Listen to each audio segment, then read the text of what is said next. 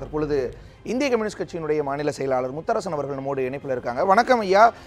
நடக்கிற இந்த விஷயங்களை எல்லாம் எதை உணர்த்துறதா நீங்க பார்க்குறீங்க?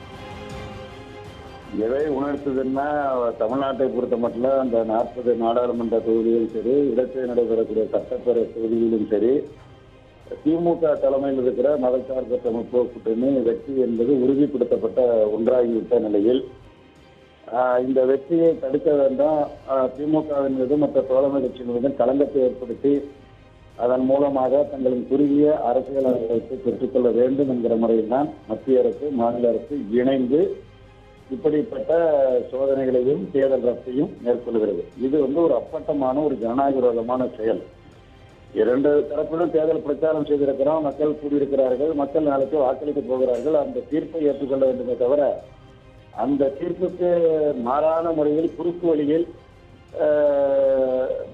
எதிர்கட்சியினரை பழிவாங்கக்கூடிய நோக்கம். குறிப்பாக அந்த வருமான வரித்துறை என்பது ஒரு சுதந்திரமாக செயல்பட வேண்டிய அமைப்பு.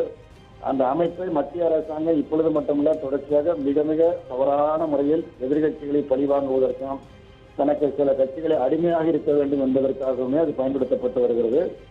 அந்த அடிப்படையில் தான் அங்கே வேலூரில் திமுக வெற்றி உறுதி செய்யப்பட்ட நிலையில் அந்த தேர்தல் ரத்து செய்யப்பட்டிருக்கிறது. கனிமொழி வெற்றி திடீரென நாளை வாக்குப்பதிவு இருக்கிற நிலையில் திடீரென போய் அங்கே சோதனைகள் போட்டு என்ன எடுத்தாங்க என்ன எடுக்கலாங்கிறது நல்ல பிரச்சனை. ஆனால் இந்த சோதனை என்பது வேண்டும் என்று திட்டமிட்டு கனிமொழியினுடைய வெற்றி உறுதி செய்யப்பட்ட நிலையில அந்த வெற்றியை தடுத்து அங்க நிற்கிற பாஜக வெற்றி பெற வேண்டும் என்பதற்காக மத்திய அரசும் மாநில அரசும் சேர்ந்து செய்த ஒரு மிகப்பெரிய சூழ்ச்சி, ஒரு ஜனநாயக விரோதமான செயல். அதே மாதிரிதான் ஆண்டிப்பட்டி துப்பாக்கிச்சூடு சம்பவமும். அது மொத்தத்தில் தேர்தலை ஒரு ஜனநாயகபூர்வமாக நடத்தாமல் நாங்கள் ஏற்கனவே விமர்சித்து வருகிறபடி மோடி ஒரு சர்வாதிகாரி என்று விமர்சிப்பதைப் போல அந்த சர்வாதிகார நோக்கோடு தேர்தல் ஆணையத்தையும் வருமான வரித்துறை மற்ற அவங்க அதிகாரத்தின் கீழ் இருக்கிற அமைப்புகள் அனைத்தையும் தவறான முறையில் பயன்படுத்தி வருகிறார்கள். மக்கள் நிச்சயமாக நல்ல பாடம் இவர்களுக்கு புகுத்துவார் என்று நான் நம்புகிறேன், கருதுகிறேன். ஆனா இந்த விஷயத்துல தேர்தல் ஆணையத்தின் மீது உள்நோக்கம் கற்பிக்கிறது சரியாங்க ஐயா? அதாவது தேர்தல் ஆணையம் நடுநிலையோடு நடந்து கொள்ளலாம். தேர்தல் ஆணையத்தினுடைய பறக்கும் படை, தேர்தல் ஆணையத்தால் அமைக்கப்பட்டிருக்கிற பறக்கும் படை திருவள்ளூர் மாவட்டத்தில் போய் அங்கே ஒரு திமுக தொண்டர் வீட்டில் போய் பணம் இருக்கிறதா போறாங்க, ஒருத்தர் 300 ரூபா பணம் இருக்குது. அதே நேரத்தில் தேனி தொகுதியில் என்ன நடக்கிறது என்பது நாடே நன்கறியும். தமிழ்நாடு இல்லை, நாடே நன்கறியும். அங்கே பணம் மழை பொழிந்து கொண்டு இருக்கிறது.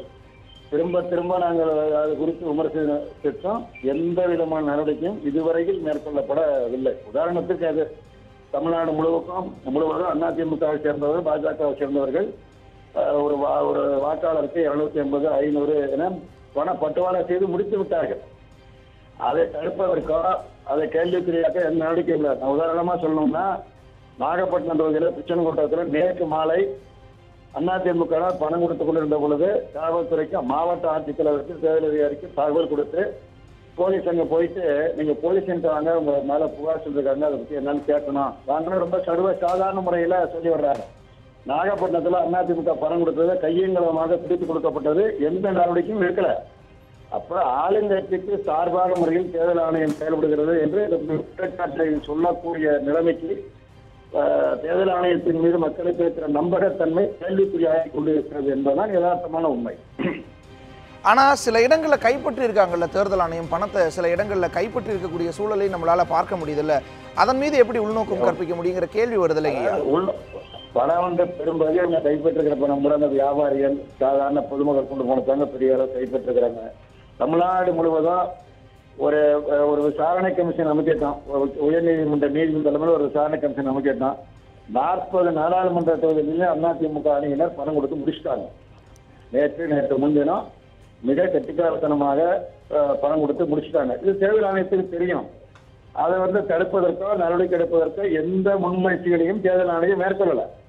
ஏதோ வழியில போறவா அவன் வியாபாரிகள் சொந்தத்துக்கு பணம் எடுத்துக்கிறோம், அவங்கள படித்து நான் இத்தனை கோடி கைப்பற்றிருக்கோம், அத்தனை கோடி அதெல்லாம் அரசியல் கட்சி பணமே கிடையாது. அப்படி வேண்டுமென்றே இந்த நாடகம் நடந்து கொண்டு இருக்கிறது.